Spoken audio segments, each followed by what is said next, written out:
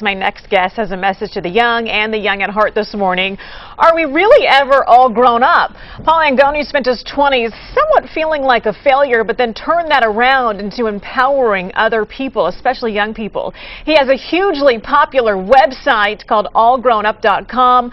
2 best-selling books, and he's now, one of them is called All Grown Up, Searching for Self, Faith, and a Freaking Job. You gotta love that title. Paul Angone, hey, thank you so much for your time this morning. Thank you so much for having me. It's an honor being here. I love this topic of conversation because I feel like we have a lot to get to this morning, but there's a lot of people, no matter what age group they're in, that will be impacted by hearing what you have to say. Yeah. So let's start with you in your 20s. After college, you get this job, and you're supposed to have it all. You're officially all grown up, as they should say, right. But you did not feel that way. Yeah, I mean, you kind of spend your whole life taking the next step, going from high school to college, pick the right major, get the right job, you know, kind of doing all the right things.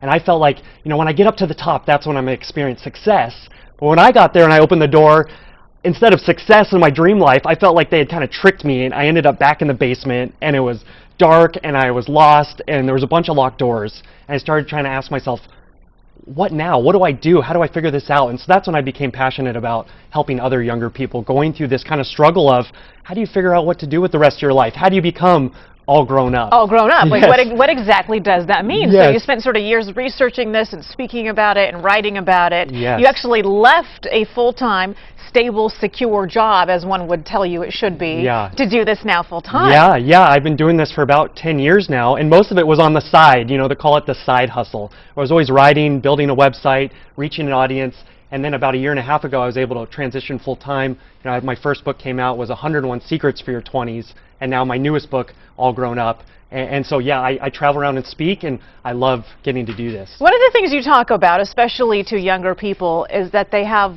OCD.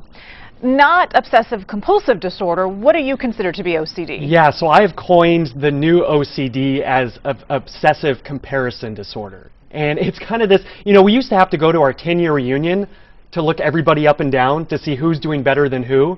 But now we're doing that every single day on Facebook, Boy, is that on the truth. Instagram. You know, you could be, you know, I like to say, you know, you could go to the grocery store and you feel like I'm a real adult. I have my list. I'm buying things like kale and arugula. You know, I'm doing things right. And you get in the back of the line, right, and you're feeling good about your life. And then, oh, let me check Facebook just for a second. So you get on Facebook. Oh, look at them. Look at their new baby. Oh, look at that new house. Oh, look at that VP Hawaii. of marketing. They're in Hawaii, you know, whatever it is. And by the time you get to the front, the kale's gone. You're just putting packs of M&Ms on the grocery aisle. Give me that box of wine, you know, because your life doesn't feel like it's supposed to feel. You know, you feel like, why is everybody experiencing the success that I thought I was supposed to? And that key words being they're supposed to.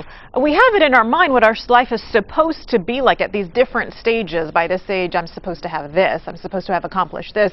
There's another way to find yourself miserable. Yeah, you know, I think it's kind of, I call it death by unmet expectations. And I think we all can relate to this. This feeling of, you know, I thought when I had this one thing, I thought when I could get to this one place again, that life would feel like I thought it should, but then a lot of the times it doesn't. And I started realizing that life will never really feel like it's supposed to, because supposed to is built on some expectation off maybe my parents gave me, off something I watched on TV. This ideal of perfection. Yeah, right. And there's so much pressure, and I think for all of us, so much pressure to make it.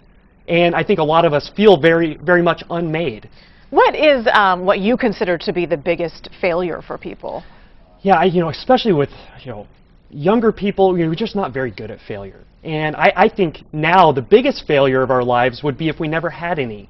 And if we really look at successful people and historical figures, you know, they experience so much success, not in spite of their failures, but because of it. You know, failure is not the end of our story. Failure really helps us write it. And that leads to innovation and creativity and perseverance and grit and humility, all these really important things that we're going to need, but it happens through failure. It happens during those rocky times. Yes. And I like the way you put that, because this is a generation where everybody gets a medal, everyone's in first place, Yes. everyone's congratulated no matter how hard you worked. That can lead to disappointment later on, and I think you spell that out very well. Yeah, you know, I talk about that a lot in my book, All Grown Up, this feeling that, you know, really I see this generation not as much entitled to success, but obsessed with success and doesn't really know how to fail.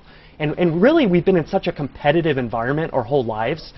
competing for the good grade, being on the bell curve, getting a leadership position, whatever it is, that we always want to be successful, and so we don't handle failure very well.